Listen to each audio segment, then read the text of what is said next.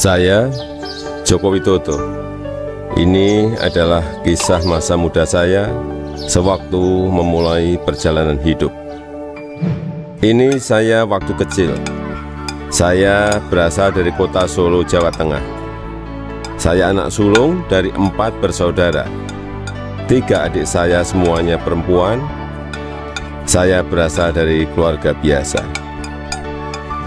Kami berulang kali pindah rumah kontrakan, rumah sederhana yang mampu dibayar Bapak untuk tempat tinggal kami sekeluarga. Bapak berjuang untuk hidup kami dengan berjualan bambu dan kayu di pasar. Ibu sangat gigih membantu Bapak. Setelah selesai masak dan membereskan rumah, ia segera pergi ke lapak dagang Bapak untuk membantu mengikat bambu dan kayu.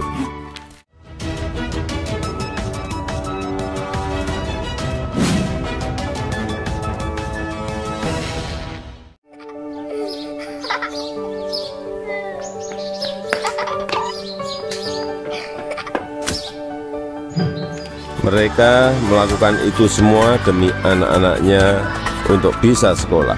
Mereka meyakinkan saya bahwa sekolah akan mampu mengubah hidup saya. Perjuangan dan usaha Bapak sangat menginspirasi saya. Usaha Bapak berjalan baik, dagangan makin laku, dan saya tahu Ibu mulai punya uang. Saya pun mulai nakal waktu itu. Saya sering iseng memanggil pedagang makanan apa saja yang lewat dekat rumah. Tukang siomay, tukang bakso, tukang jajanan pasar. Ibu pun terpaksa membayar apapun yang saya pesan. Suatu kali saya asal manggil saja, ada tukang lewat di depan rumah. Saya pikir jual kue pasar, ternyata tukang arang. Ibu muncul sebelum saya sempat berlari. Terpaksa ibu membelinya dan langsung menyodorkan bungkusan berisi arang untuk saya makan sambil berkata, "Ayo makan, habisin ya, kamu kan yang kepengin jajan." Suatu hari kami kena gusur pemerintah daerah karena daerah rumah kami akan dibangun fasilitas kota. Kami sekeluarga terusir begitu saja tanpa ada perhatian di mana kami akan tinggal.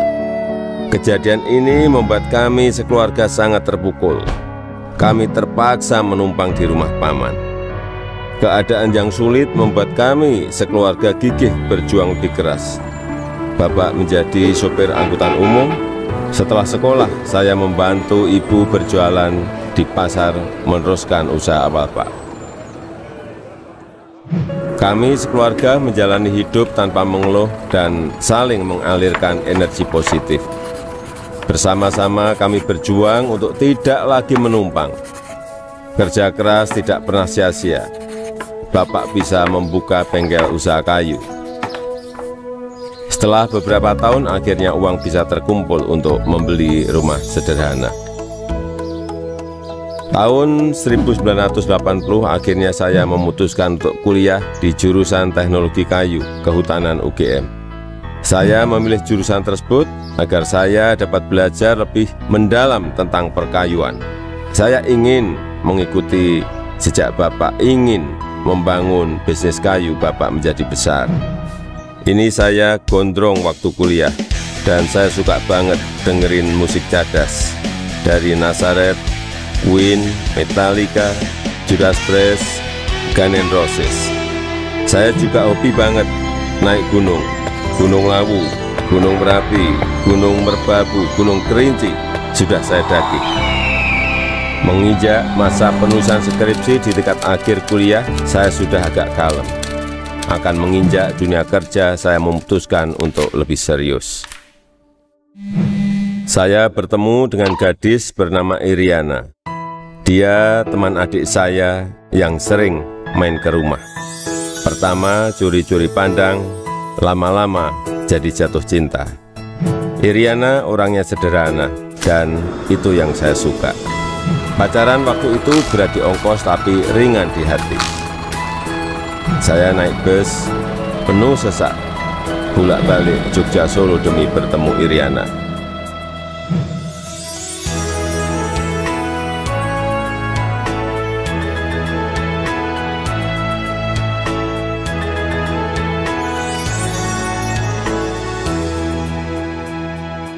Lulus kuliah tahun 1985, saya melamar ke sebuah perusahaan kertas di Aceh. Setelah diterima, saya baru tahu akan ditempatkan di hutan rimba. Pekerjaan saya adalah mempersiapkan persemaian pinus untuk kemudian ditanam di lapangan di hutan-hutan yang gundul. Beberapa bulan setelah itu saya kembali ke Solo untuk menikahi Iriana dan menyiapkan keberangkatan kami ke Aceh. Masa awal pernikahan kami berada di dalam hutan rimba selama 2,5 tahun. Pada tahun kedua, Iriana sudah dalam kondisi hamil dan kita memutuskan untuk melahirkan anak pertama kami di Solo. Kembali ke Solo, mulai ikut paman bekerja di pabrik mebel untuk mencari pengalaman. Di sini saya belajar banyak tentang bagaimana menjadi pengusaha yang baik. Semua posisi pernah saya lakoni, di produksi, di pemasaran, semuanya pernah saya alami. Tahun 1987, anak pertama saya lahir, Gibran Rakabuming. Gibran itu singkatan dari gigih dan berani. Saya ingin putra pertama saya punya semangat hidup, seperti namanya. Lahirnya Gibran juga memicu saya untuk mendirikan perusahaan pertama saya yang bergerak di bisnis mebel dengan nama CV Rakabu.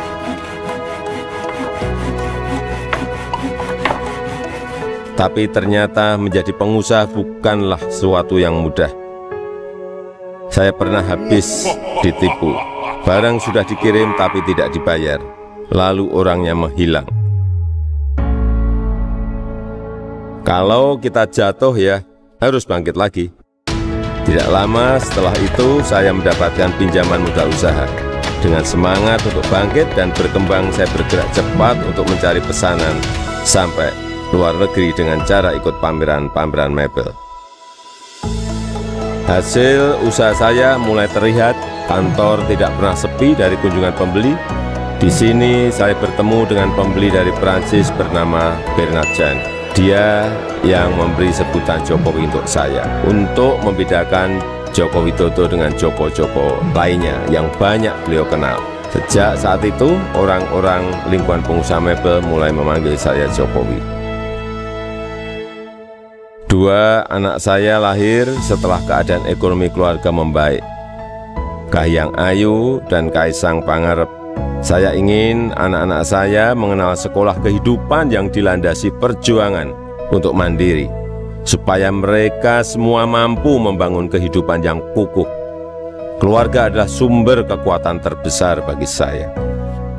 Saya yakin yang saya alami waktu muda sedang kalian alami sekarang.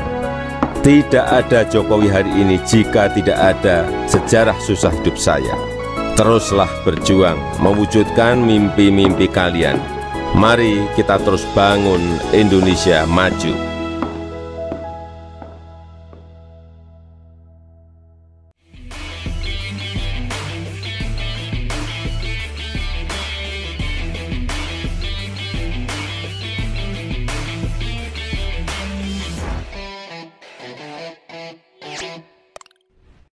Jangan lupa untuk subscribe dan nyalakan lonceng notifikasinya.